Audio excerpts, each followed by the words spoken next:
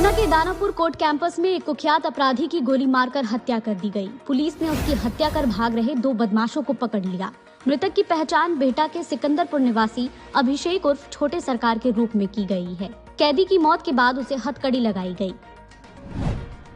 BPSC की परीक्षा में इंडिया गठबंधन से जुड़ा एक सवाल पूछा गया। प्रश्न था, इंडिया गठबंधन का फुल फॉर्म क्या है। इसके 4 ऑप्शन भी दिए गए थे। इस पर बीजेपी ने कहा, इंडिया गठबंधन का मतलब चोरों की जमात होती है। पटना से सटे मसौढ़ी के नौवाबाग 4 लेन पर खड़ी गाड़ी से एक युवक का शव बरामद किया गया है। युवक की पहचान मुकामा के डाक बंगला निवासी अमित कुमार के रूप में हुई है। अमित दिल्ली से अपने दोस्त की शादी में आया था। हर्ष फायरिंग में उसे गोली लगी और मौत हो गई। पटना के बेली रोड फ्लाईओवर पर तेज रफ्तार कार डिवाइडर से टकराकर पलट गई। एयरबैग ने कार सवार लोगों की जान बचाई। शीशा तोड़कर चालक समेत कार सवार बाहर निकले। पटना में शादीशुदा प्रेमी के घर पर प्रेमिका की लाश मिली है। दोनों 2 साल से लिव इन में रह रहे थे। लड़की के घर वालों ने हत्या का आरोप लड़के पर लगाया है। अगले महीने शादी होने वाली थी। छपरा में बीपीएससी शिक्षक अभ्यर्थियों का पुलिस वालों के पैर पकड़ने का मामला सामने आया है। अभ्यर्थियों के परीक्षा हॉल पर पहुंचने में हुई सिर्फ 5 मिनट की देरी पर पुलिस कर्मियों ने उन्हें अंदर जाने से मना कर दिया था। परीक्षार्थियों द्वारा जबरन एग्जाम हॉल में घुसने की कोशिश भी की गई।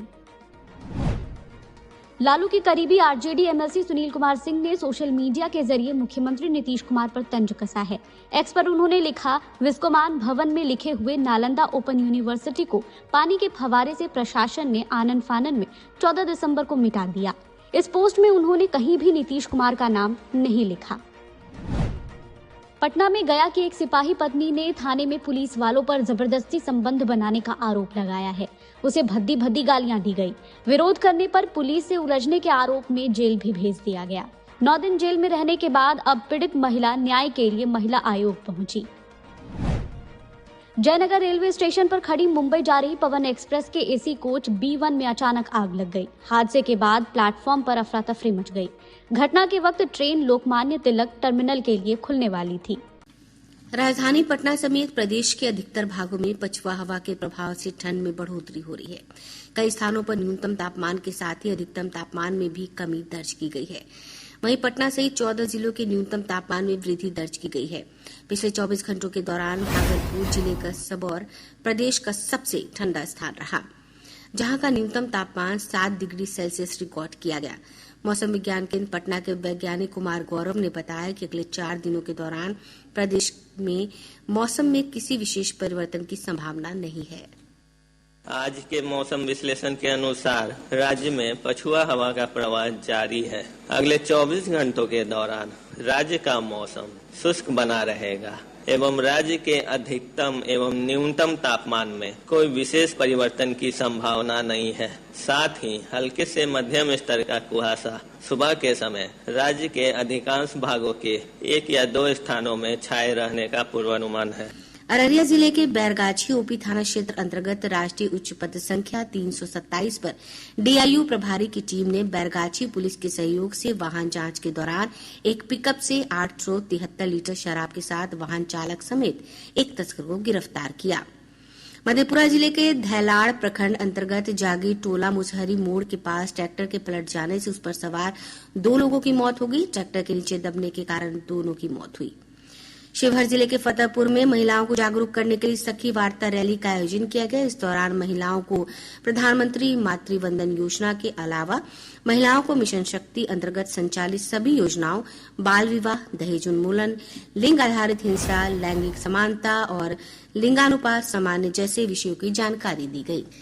लोकसभा की सुरक्षा में सेंध के मुद्दे पर विपक्ष के लगातार हंगामे के बाद संसद के दोनों सदनों की कार्रवाई सोमवार को पूर्वाह्न 11 बजे तक के लिए स्थगित कर दी गई है।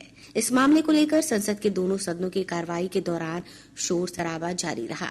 इसके कारण लोकसभा और राज्यसभा की कार्रवाई 2 बजे तक के लिए स्थगित कर दी गई। इसके बाद लोकसभा की कार्रवाई दोबारा शुरू हुई। विपक्षी सदस्य फिर सदन के बीचों बीच आकर नारेबाजी करने लगे। सभाध्यक्ष ने सदन की कार्रवाई आज तक के लिए स्थगित कर दी। इसके बाद एलएसओ जब लोकसभा की कार्रवाई शुरू हुई, कांग्रेस, तृणमूल कांग्रेस, डीएमके, जनता दल यूनाइटेड और अन्य विपक्षी दलों के सदस्य लोकसभा की सुरक्षा में सेंध को लेकर नारेबाजी करने लगे और इस मुद्दे पर विपक्षी सांसदों को निलंबित किए जाने के खिलाफ नारे लगाने लगे। विरोध कर रहे सदस्य अपने हाथों में प्ले कार्ड लिए हुए थे। इस बारे में गृह मंत्री अमित शाह से बयान देने और सदन में बहस की मांग कर रहे थे। विपक्षी दलों के निलंबित सांसदों ने भी संसद भवन परिसर में महात्मा गांधी की प्रतिमा के समक्ष प्रदर्शन किया और वे अपना निलंबन वापस लेने की मांग कर रहे थे। कांग्रेस के निलंबित सांसद मनिक्कम टैगोर ने कहा कि गृह मंत्री को संसद की सुरक्षा में सेंध की घटना की जिम्मेदारी लेनी चाहिए। इस पर गृह मंत्री अमित शाह ने कहा कि संसद की सुरक्षा में सेंध गंभीर मामला है। उन्होंने आश्वासन दिया कि आने वाले दिनों में सुरक्षा प्रणाली को सशक्त बनाने के लिए कड़े उपाय किए जाएंगे। उन्होंने विपक्षी दलों के विरोध प्रदर्शन पर चिंता प्रकट की। श्री शाह ने कहा कि इस मामले की जांच की जा रही है। प्रदेश में पंचायत उपचुनाव के लिए नामांकन पत्र भरने का कार्य आज समाप्त हो गया। नामांकन पत्रों की जांच कल से 18 दिसंबर तक की जाएगी। उम्मीदवार 20 दिसंबर तक अपना नाम वापस ले सकते हैं। इसी दिन प्रत्याशियों के बीच चुनाव चिन्ह का भी आवंटन किया जाएगा। उपचुनाव के लिए 28 दिसंबर को मतदान होगा। राज्य निर्वाचन आयोग के अनुसार प्रदेश में पंचायती राज संस्थाओं और ग्राम कचहरी के 1670 अलग अलग पदों के लिए उपचुनाव हो रहा है। इनमें सबसे अधिक 1239 ग्राम कचहरी पंच के रिक्त पद हैं। वहीं ग्राम पंचायत सदस्य के 353, ग्राम कचहरी सरपंच के 34, ग्राम पंचायत मुखिया के 20, पंचायत समिति सदस्य के 20 और जिला परिषद सदस्य के 4 रिक्त पदों के लिए मतदान होगा। ग्रामीण विकास विभाग के तत्वावधान में जीविका की ओर से आज से पटना के गांधी मैदान में 15 दिवसीय बिहार सरस मेला शुरू हो गया। मेले में राज्य के सभी जिलों की जीविका दीदियों समेत 17 राज्यों की स्वयं सहायता समूह की महिलाएं और उद्यमी अपने अपने प्रदेश के शिल्प, कला, लोक कला, व्यंजन और स्वनिर्मित उत्पादों की प्रदर्शनी तथा बिक्री कर रही हैं। सरस मेला सुबह के 10 बजे से रात के 8 बजे तक चलेगा। मेले में प्रवेश निःशुल्क है। खान और भूतत्व विभाग ने सभी जिलों के पर्यावरणीय स्वीकृति मिल चुके घाटों पर बालू का खनन शुरू कराने का निर्देश दिया है। विभागीय समीक्षा बैठक के दौरान इस संबंध में अधिकारियों को दिशा निर्देश दिए गए।